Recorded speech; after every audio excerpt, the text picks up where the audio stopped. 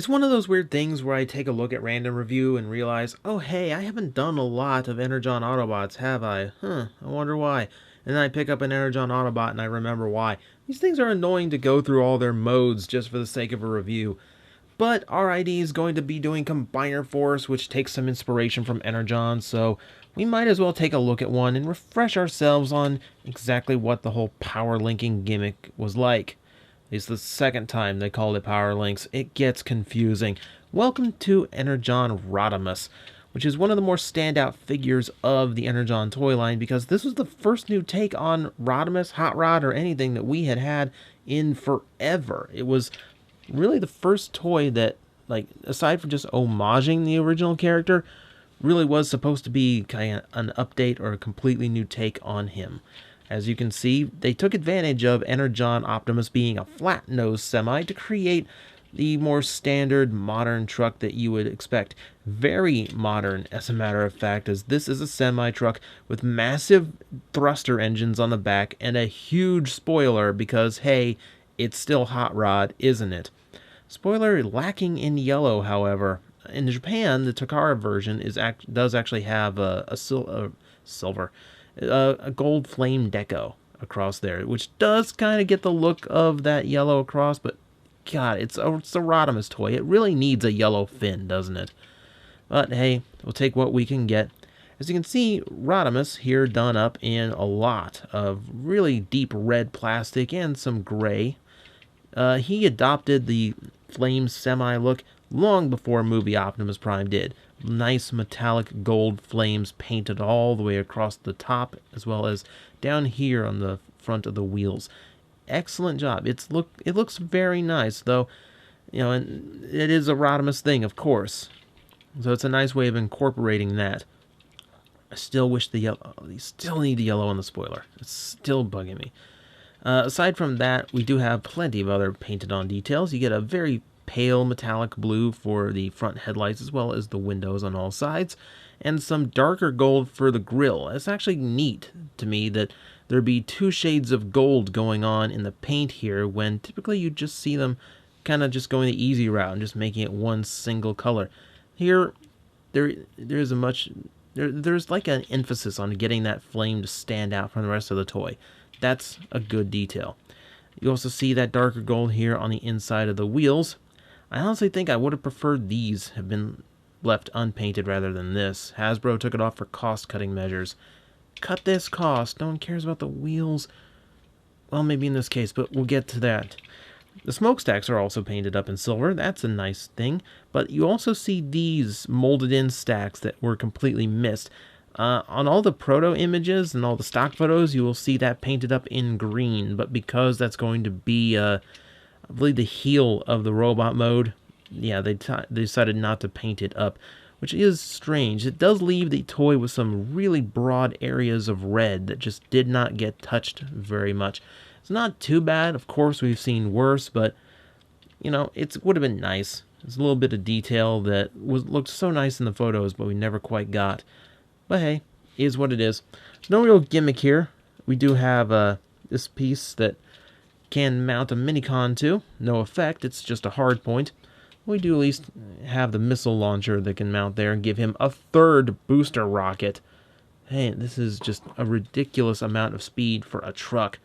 And of course we also have the silver Power Links emblem there on the side, indicating that he is compatible with any of the deluxe or combat class figures they called him back then. Of course he works with the Voyagers, Megas back then, but it looks weird. But yeah, beyond that, no, he just rolls, he's just a truck. So let's get the truck to the robot mode and we'll see what other interesting things this toy is actually capable of doing. I'm going to start by getting the legs flipped out, which, you know, back to that like mid-2000s level of engineering I like so much, where it all just kind of goes where it's supposed to go. Not a whole lot is tabbed in. That said, his legs are tabbed together quite tightly. Oh, jeez. Okay, that was a really scary connection point, but thankfully unpegged now, so we can continue on.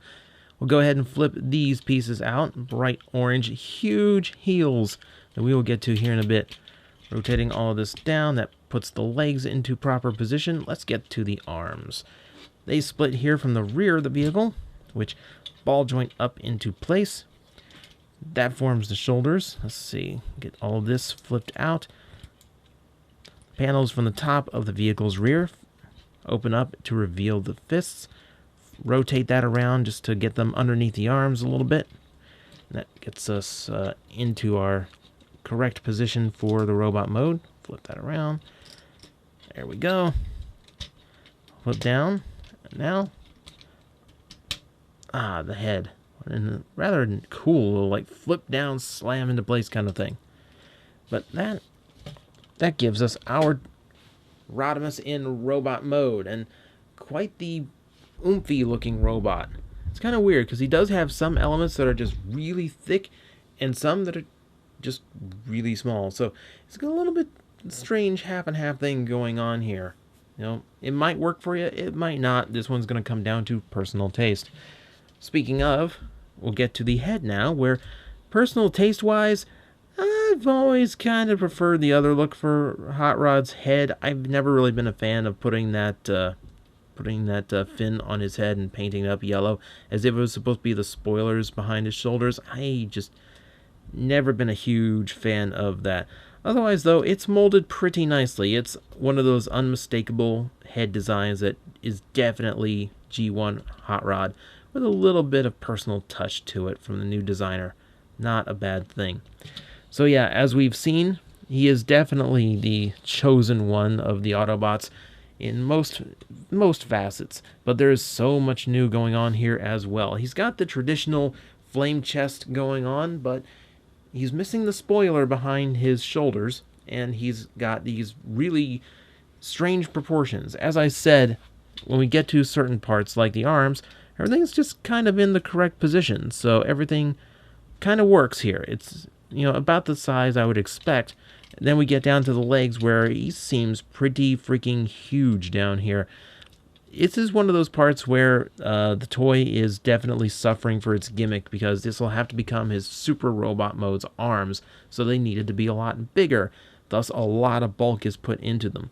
Now, the front of the truck does actually work pretty well as the legs, with that top wind vane becoming the feet. That all works fine, but it does lead to him having these really huge legs. Like, it looks, you know, looks like giant wading boots or something. A little bit disproportionate with the rest of his body. It's not too terrible, but it's a little bit visually distracting. That's the only thing about it. One thing I do give it credit for, all of that orange was so well hidden in vehicle mode. I do like that secondary Rodimus color coming through. That's a nice touch. Besides that, he does share a lot of the paint apps from his vehicle mode. Does have plenty new here in the midsection as well. More of the light blue, more of the dark gold.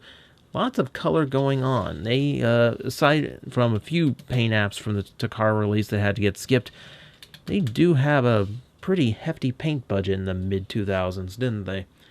Well, I can go ahead and show you the articulation in this guy, and this is where it gets a little bit weird. The head does have a ball joint, however, it's on the back side of his head due to transformation and combination, so it's pretty limited, even though you can get a little bit up and down motion from it. Shoulders, the shoulder joint is actually at the base of his neck, which is a very strange pivot point, but it does provide something of a normal look once it's rotated up. And there's not a whole lot of give to that. You can move it backwards too if you want, but it doesn't really help in most positions. Shoulder does move outward and inward like this, though not a whole lot of range to it. It's definitely lacking in posability there. Ball joints on the elbows, that works out. Nothing in the wrists, nothing in the waist either. He has hips that are universal and nicely ratcheted. You can flip this section up in order to get his legs to go higher if you want. The bigger problem with his hips, though, is the detents are so wide apart. He has that gigantic splayed leg look. It really doesn't do a whole lot for me. You know, I just prefer nice. This is again something for the combination side of him, and I really would have preferred just friction for the universal joints, just to make sure he could actually articulate correctly. He does have knees, which are a little bit weird to use because he also has those hinges there for transformation. But the knees do work really, really well aside from that. And nothing really in the feet either. So he doesn't have that much posability to him. Luckily, he also has these massive heel spurs, making his feet some of the largest I've ever seen on a deluxe, to make sure that what poses he can get into are perfectly stable all throughout. So that's well and good enough, I guess. He also comes with, of course, that gun that we saw making up the extra thruster in his vehicle mode. Clear orange. And yeah, I've already seen a few stress cracks on mine. Thank you, translucent plastic. With a flame missile on the tip. I've always been of two minds about the flame missile. Like, when the gun's being used as that thruster engine, that actually works. And if you want a toy with a flamethrower, yeah, that also works too.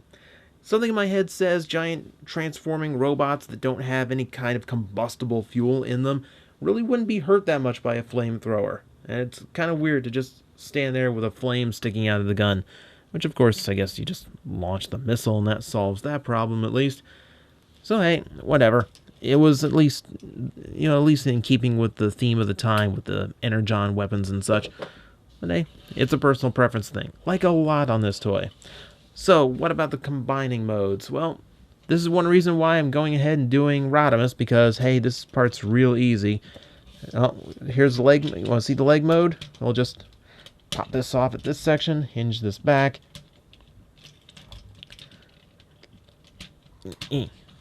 Oh, there you go. That's basically the leg mode. There's no extra transformation to the legs to bulk them out. As you can see, they are plenty bulky themselves. And the rear section is pretty much just whatever you can figure out. There's no real nice way of cobbling all that kibble together. It doesn't fold up. It has to stay clear because, hey, the top section is going to have a lot of kibble too. So it's basically just folded up however you can figure it out. Which always made me feel like this was, not a very well thought out set of legs. It's really just break him in half and stick someone else on top of him. What about the actual, torso mode? Like, that does a little bit better of a job now, doesn't it? At least last I remember. So we're going to want to fold these back in and then flip the legs like so we can actually get them into something of an arm position.